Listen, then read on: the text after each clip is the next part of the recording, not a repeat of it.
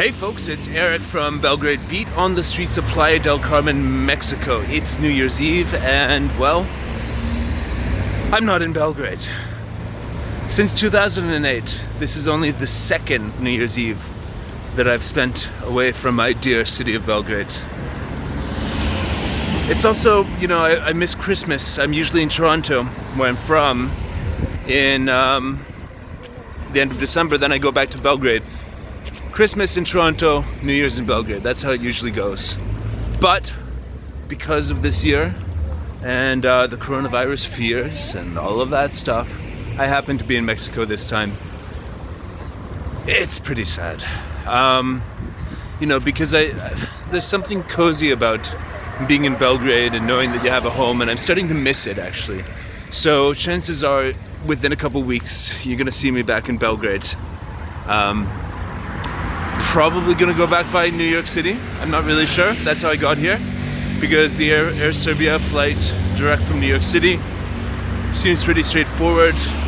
You do need a coronavirus test to enter Serbia. There is some talk that they might actually roll back to no coronavirus test after the 10th of January, after the Serbian holidays.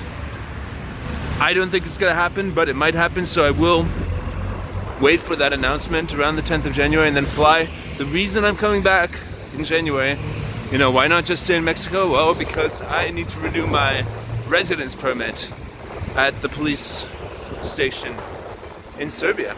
And yeah, it's unfortunate it's in January, because I'd love to be fucked off in the warmer climates for longer.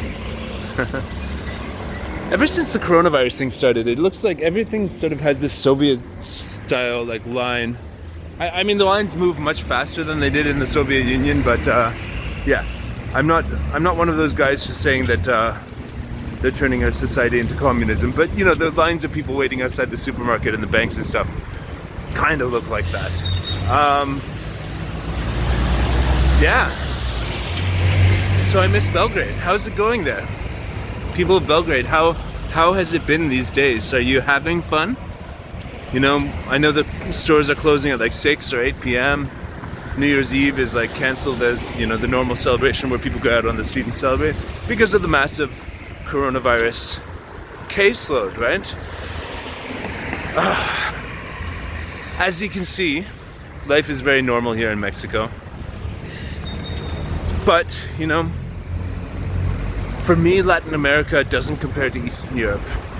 Maybe it's because, my family history, genetics, so on and so forth, are mostly from Central and Eastern Europe. Not Serbia, but Austria and Slovakia and Ukraine. Right? I just feel like more at home in Europe because it fits me more. When I'm walking down the street as a gringo in a country like this, they usually assume I'm either German or Russian. Also in Turkey, that's a place where I get those two a lot. I'm pretty much everywhere, yeah, I'm German or Russian, which is, yeah, okay, my family's from, it's Austrian and Ukrainian actually. That's my family background. And I found out in my life that actually Serbia is a place where I really fit in. And it's great to have that place. It's not 100% of a match. And there are some elements of Serbian society that do wear me out. My two biggest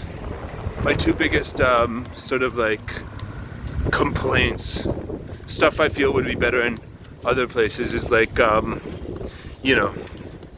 music scene and the dating scene, Both are like, the music scene is kind of like non-existent. Like most places have cool venues that put on cool bands like my band, and you could have like normal concerts with good sound and a little bit of money, usually funded by the government. Serbia there's really no such place that has that vibe. I guess the closest would be Kasigrad, but who knows if that place even exists post-pandemic, and we'll have concerts again. I've only played there once. It was good though. Sound was yeah, and the dating scene in Belgrade Serbian women are incredibly beautiful. Incredibly beautiful. But they don't make it easy for guys to get to know them, and they don't trust guys easily. They don't, they're not interested in, hooking up or whatever you want to call it, which is not a bad thing. I mean, it means there's some traditional values there, but, being somebody who was raised more in the modern world, yeah. So those are my two things about living in Belgrade. Those are the two things that, are very big, important parts of my life. Music and love, which I haven't made as much progress in as I would like living in Belgrade. But the rest is great. The food, the vibe, the people, the language, the culture, the city, the urbanism, my apartment. Love it so much. Love it so much. And I can't wait until it's spring again and I'm back there. But unfortunately, it's going to be sort of, tropical New Year's Eve today in Mexico. And I'll just celebrate and making that vision for actually, maybe I can have the next year be the best year of my life. This year was great. I got a lot more in shape after I got locked down by in Thailand by the coronavirus crisis with that personal trainer guy. That was good. And onwards and upwards. Anyways, this is the place that I'm staying. Show you guys what it looks like inside here. Yeah. Thanks.